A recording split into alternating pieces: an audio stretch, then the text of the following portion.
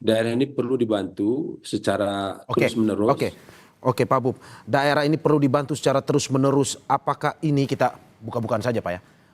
Ini yang membuat Anda pada akhirnya meminta untuk ditetapkan sebagai bencana nasional. Ya, ini salah satu fakta di lapangan. Kalau ini ditangani oleh kabupaten, tentu ini tidak mungkin. Itu tidak mungkin terjadi.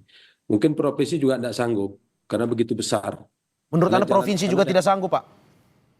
Kalau melihat potensi seperti ini, karena karena kita jalan ke ruas menuju daerah kita kan sulit sekali. Dan kalau ini tidak terbantu dalam waktu 4 hari ke depan, ini nggak tahu lagi masyarakat nanti mereka nanti apakah nanti dapat beras. Ya. Kalau gas kita tidak pikir lagi, BBM juga tidak pikir lagi, yang penting ada beras saja bisa makan sudah cukup. Oke. Nah, aksesnya. Ya. Pak Bub, apa yang Anda bayangkan? Oke, apa yang Anda bayangkan jika pada akhirnya ini tidak ditetapkan sebagai bencana nasional, tapi masih berharap sumber dari pemerintah provinsi untuk menembus atau memberikan bantuan kepada mereka yang daerah terisolir? Apa yang Anda bayangkan?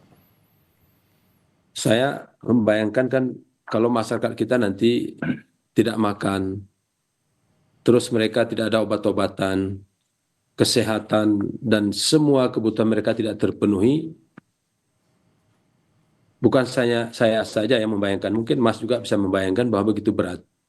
Ini rasa kemanusiaan kita. Tapi upaya ini kami melihat beberapa waktu yang lalu ini atensi dari pemerintah pusat cukup bagus untuk mengirimkan bantuan. Nah, kalau lewat udara kita akui memang ini kan terbatas seberapa banyak yang dapat dikirimkan ke daerah kita. Tetapi solusinya sudah mulai semakin hari ada. Tapi ini tidak totalitas, hanya sebagian. Dan alhamdulillah kemarin ada daerah yang terpencil yang desanya habis ada 4 desa, tapi kemarin dapat bantuan melalui helikopter dan itu bahagia sekali kami. Daerah kami bahagia dan mereka ucapkan terima kasih kepada Bapak Presiden yang telah membantu daerah ini. Ya. Tapi untuk hari ini yang terimbas. Masalahnya sekarang yang tidak terimbas juga bermasalah hari ini. Ya. Masyarakat yang tidak terimbas juga bermasalah karena tidak ada lagi stok bahan makanan. Dan ini mungkin ini yang harus segera dilakukan oleh baik pemerintah provinsi dan pusat. Oke Pak Bub. Saya ke Pak Gubernur Sumatera Barat. Pak Gub, apakah apa yang menjadi kendala dan juga situasi di Aceh Tengah ini juga Anda rasakan di Sumatera Barat? Ya jelas tentunya bahwasanya kesusahan dirasakan oleh teman-teman kami di kabupaten kota, provinsi Sumatera Utara dan kemudian juga Aceh, termasuk juga dialami oleh sebagian masyarakat kita di Kota Padang, Sumatera Barat, untuk kami dan juga kota-kota yang lain. Tentu ini memang harus menjadi semangat kebersamaan kita, apalagi dalam rangka untuk rehabilitasi nantinya. Untuk sekarang aja mungkin ada yang mengalami kesusahan. Itu saya kira ini perlu kajian pertimbangan. Oke Pak Gub. Untuk hal yang strategis ke depan. Oke Pak Gub, sama seperti Pak Bupati tadi, kita juga yang mau buka-bukaan juga di sini terkait dengan penanganan selama ini. Provinsi masih sanggupkah atau harus bencana nasional sebenarnya?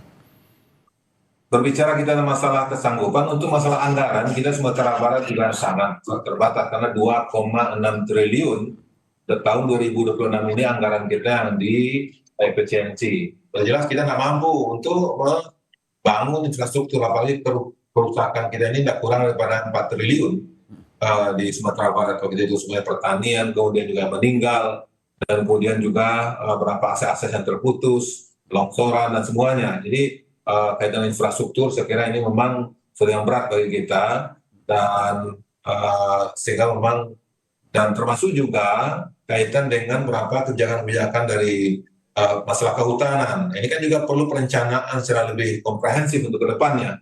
Karena memang ada kita lihat dari segi peraturan seperti ada mudahnya masyarakat pengguna hak atas tanah untuk bekerja sama dengan pihak ketiga tanpa seizin daripada kita di daerah gitu kan. Nah, ini adalah yang sempat juga kita protes waktu itu ke kementerian, bahwa ini memang dipertimbangkan, dan ini kan salah satu penyebab tidak terkendalinya penggunaan dan lahan-lahan yang ada di daerah kita ini. Oke, saya ke Mbak Melva.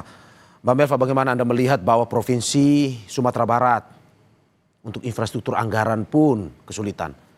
Apalagi di Aceh Tengah yang tadi juga sudah bilang bahwa banyak terisolir. Perlukah sebenarnya bencana nasional saat ini juga? Mbak Melva, Anda bisa mendengar suara saya? Sepertinya ada permasalahan komunikasi. Saya kembali ke Gubernur Sumatera Barat, Pak Mahyildi. Pak Gub, hingga saat ini oke Anda tadi menyatakan bahwa secara anggaran tidak sanggup. Apakah ini bagian atau kata lain dari harus nasional yang ambil alih sebenarnya untuk termasuk anggaran ini? Ya, saya kira mau tidak mau harus ada dukungan dari pusat. Itu makanya saya sudah mengirim surat kepada Pak Presiden dan juga kepada kementerian untuk mengembalikan anggaran yang kemarin efisiensi. Ya, kenapa? Karena itu sekarang sangat dibutuhkan, termasuk juga dalam tanggap darurat yang ada sekarang ini.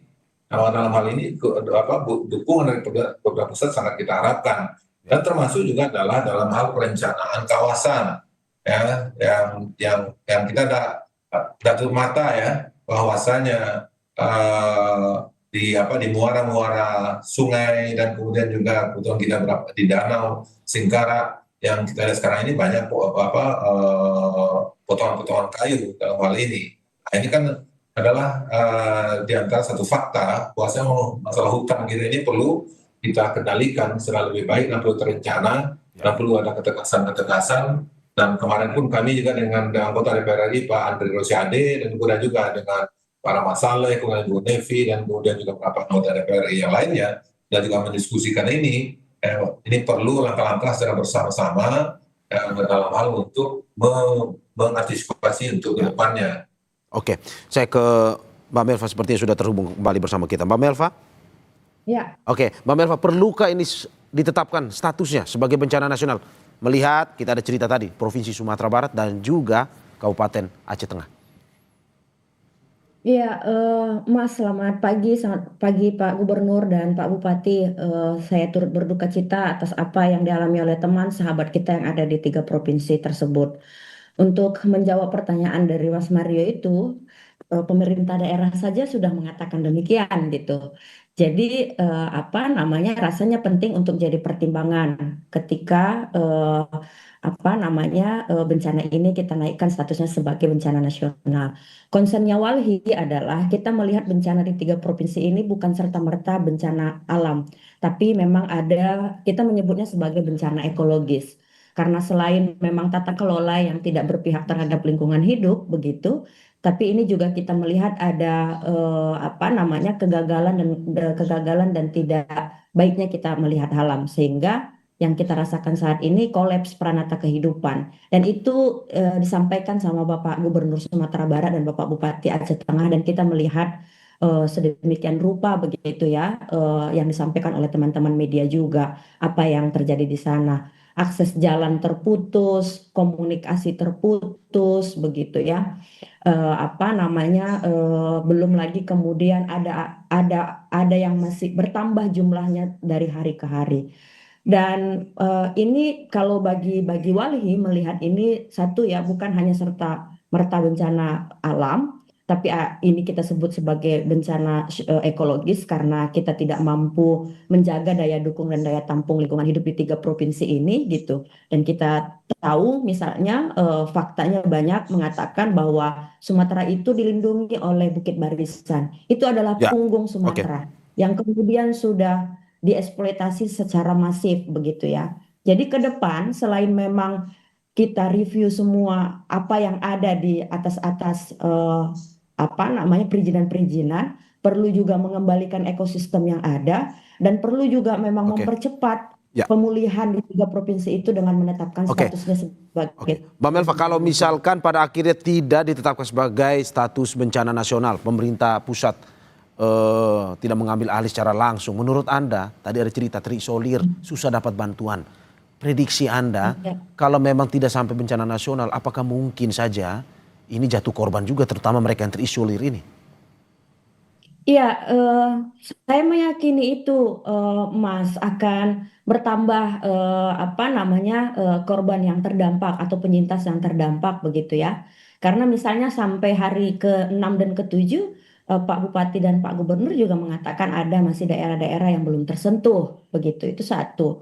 Dan di Undang-Undang 27 tahun 2000 Undang-Undang 24 tahun 2007 tentang kebencanaan, kan negara harus menjamin hak hidup dan hak dasarnya warga negaranya ketika terjadi bencana. Bahkan sebelum terjadi bencana harus dilindungi dari resiko-resiko apa yang terjadi ketika Ya. bencana. Oke. Tapi fakta yang hari ini itu nggak terpenuhi secara hak dasar dan hak hidupnya. Jadi menurut menurut kita ini nggak perlu lagi jadi perdebatan antara pemerintah daerah, pemerintah nasional, perlu memang mengambil sikap Oke. cepat. Oke. Itu sebenarnya untuk melancarkan distribusi bantuan dulu, Mas. Kita fokus ke humanitariannya. Di luar perizinan-perizinan ada industri eksploitatif di atasnya ya. Yang kedua ini untuk jangka panjang, pemulihan jangka panjangnya kan perlu juga memperbaiki jalan. Misalnya Aceh sangat bergantung dengan Sumatera Utara untuk kebutuhan pokok gitu. Jadi memang harus harus itu diperbaiki dengan cepat dan dengan mengatakan ini sebagai Oke. bencana Oke. nasional ini menuntut tanggung jawab negara Ya. begitu ya. Saya ke Dan Bupati. kan Ya. maaf saya Oke. potong dikit Mas, saya tambahi, perlu juga rasanya bukan hanya tanggung jawab negara, tapi korporasi-korporasi yang ada di situ juga harus bertanggung jawab terhadap dampak ekosistem dampak ekologis, bencana ekologis yang mereka yang kita lihat hari ini. Oke, saya ke Pak Bupati Aceh Tengah.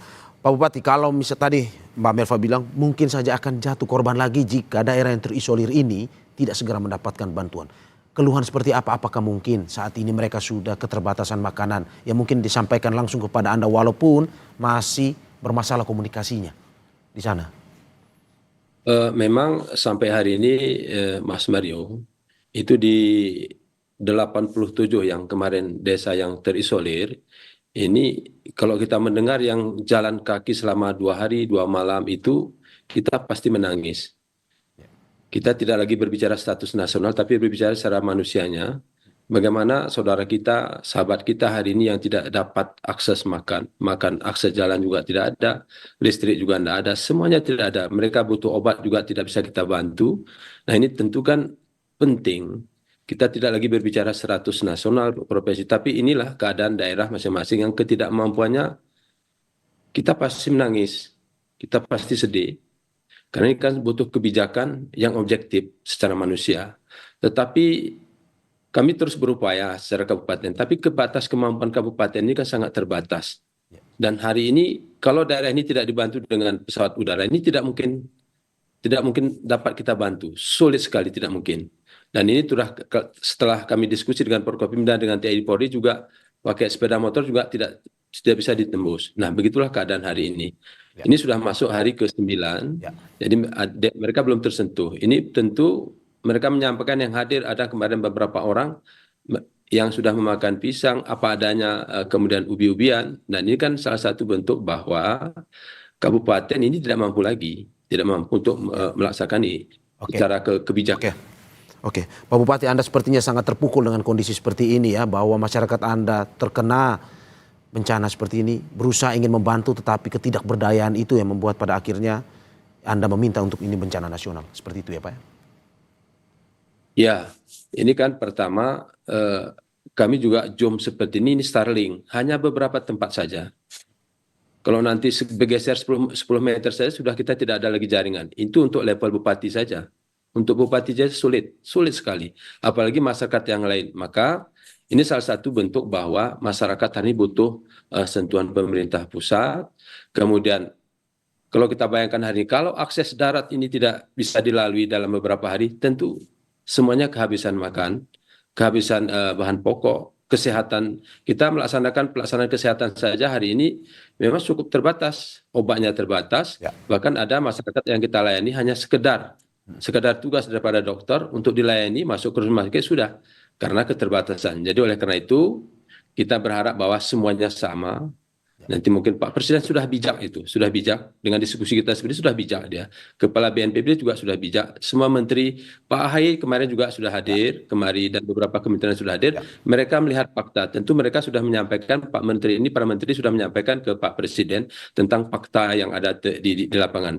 Satu lagi yang perlu kami sampaikan bahwa memang daerah kita ini kan daerah tujuan wisata. Biasanya Sabtu Minggu itu ramai dan hotel-hotel sudah penuh, biasanya seperti itu. Dan objek wisata hari ini hampir 30% itu hancur semua. Totalitas itu hancur. Oke, Nah, tentu oke. ini membuat rasa hati kita memang cukup tidak bisa lagi kita berbuat apa-apa selain daripada berusaha berdoa terus berupaya bahwa pemerintah pusat nanti hadir ke semua daerah, bukan hanya ke Aceh Tengah, ke semuanya seperti itu. Iya. Saya ke Pak Gubernur Sumatera Barat. Pak, kalau misalkan pada akhirnya seperti yang dikatakan oleh Mbak Melva dari Walhi, jika tidak bencana nasional statusnya dinaikkan, mungkin akan ada tambahan korban terutama mereka yang terisolir. Menurut Anda seperti itu juga, Pak? Ya, saya kira kalau makanan tidak bisa distribusikan, obat-obatan juga tidak sampai, dan kemudian juga komunikasi yang terbatas. Apalagi ini dari BMKG terakhir juga menyampaikan kepada kita, bahwasanya ada kemungkinan juga rob yang akan terjadi di daerah pantai. Nah, ini kan juga adalah suatu hal yang perlu kita sikapi segera dan secara bersama-sama. Dan dalam hal ini tentu kita tidak menginginkan akibat ketidakmampuan kita maupun keterbatasan kita, kemudian warga kita meninggal. Sekarang sia-sia keberadaan kita bersama. Nah, waktu itu sementara kita di sini ada daerah pusat, kemudian dan semua potensi yang kita miliki. Mau tidak mau, saya kira memang harus digerakkan seluruh potensi yang ada untuk bisa tembus ke sana dengan apa yang kita miliki, sehingga memang rakyat terbantu. Dan itulah wujudnya pemerintah, dan itu wujudnya kita mendirikan negara ini, kan itu wujudnya kita. Nah, oleh sebab itu saya kira kalau memang ada terkorban jiwa karena kelalaian dan ketika pertimbangan yang panjang bagi kita, sementara ini mereka tidak makan, mereka tidak bisa memenuhi kebutuhannya, saya kira ini perlu kita evaluasi bagaimana kita dalam hal bernegara dan berbangsa itu. Ya. Pak Gubernur, berarti menurut Anda segera ditetapkan sebagai bencana nasional, tidak perlu menunggu jatuh korban, seperti itu ya Pak ya? Harusnya begitu. Ya.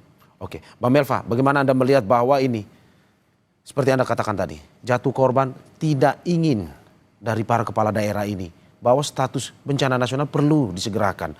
Pemerintah pusat perlu ambil alih segera, bahwa masih ada daerah terisolir, iya, tapi untuk mengaksesnya pun sangat-sangat susah. Ya, Mas Mario, Bapak Bupati dan Bapak Gubernur, mohon izin. Sebenarnya kan bencana kali ini juga harus kita sikapi sebagai keputusan politik begitu. Karena apa yang kemudian didapat dari keputusan politik itu adalah respon cepat pengerahan semua tenaga, sarana prasarana yang dimiliki oleh negara begitu untuk memulihkan kehidupan, peranata kehidupan yang ada di 3 provinsi itu. Jadi perlu rasanya untuk menjadi kekuatan bersama, konsentrasi bersama begitu ya untuk merespon bencana, tanggap darurat apa segala macam. Sebenarnya ini masalah kemauan kalau menurut kita di organisasi masyarakat sipil Walhi dalam hal ini ya, bahwa ini momentum untuk mereview kembali bagaimana tata kelola kita dalam merespon bencana. Bencana kali ini kan sebenarnya ada beberapa bencana berulang, tapi kemudian dampaknya semakin besar karena banyak hal bisa kita lihat apa-apa aja halnya. Apakah daya dukung daya tampung lingkungan hidupnya yang tidak berpihak lagi begitu. Ada anomali cuaca yang terjadi pada saat ini akibat krisis iklim begitu. Lalu kemudian ketidaksiapan kita dalam merespon bencana. BNPB sudah punya peta rawan bencana, tapi nggak pernah jadi rujukan dalam melakukan pembangunan dimanapun begitu. Jadi banyak hal, banyak PR, dan ini menurut kita adalah keputusan politik yang harus diambil pemimpin negara, baik nasional maupun daerah, dan menjadi konsentrasi bersama, mengerahkan semua kekuatannya untuk melakukan pemulihan.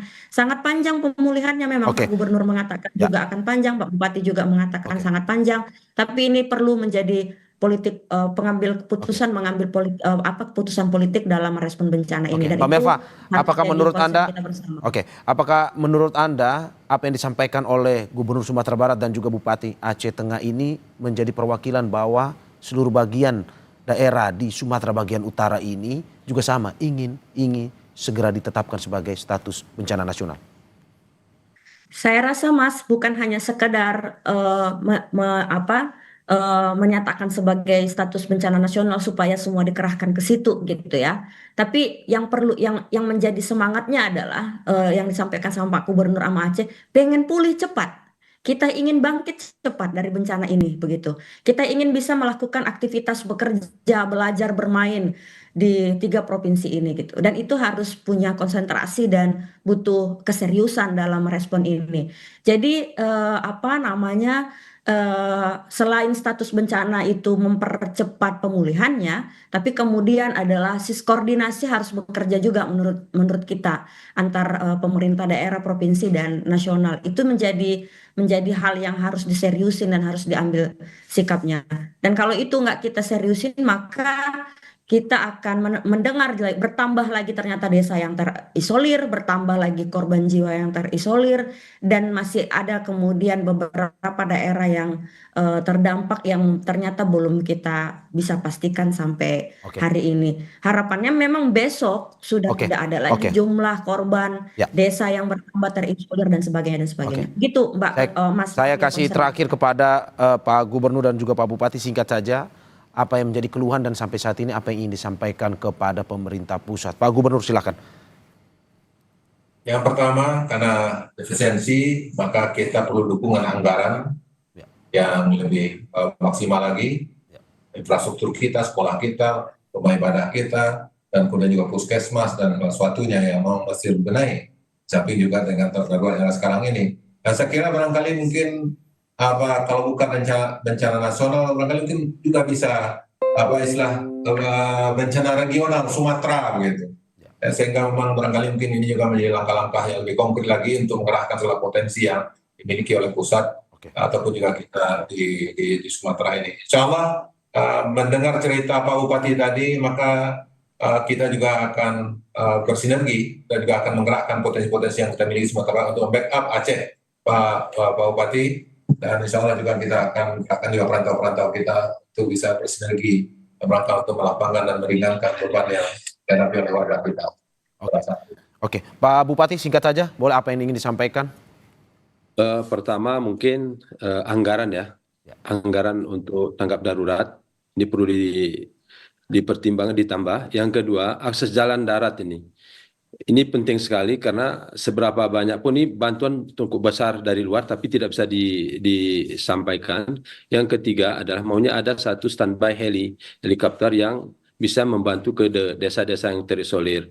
Karena kemudian hari ini bahan pangan, obat-obatan ini sangat mendesak. Mungkin itu yang sangat mendesak yang perlu kami sampaikan pada Bapak Presiden dan pada para menteri yang mendengarkan suara kami. Terima kasih.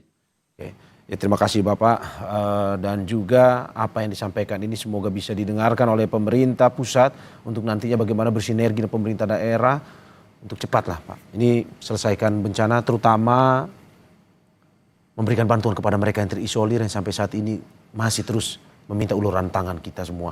Terima kasih sekali lagi Gubernur Sumatera Barat Mahyildi Ansarullah atas apa yang disampaikan.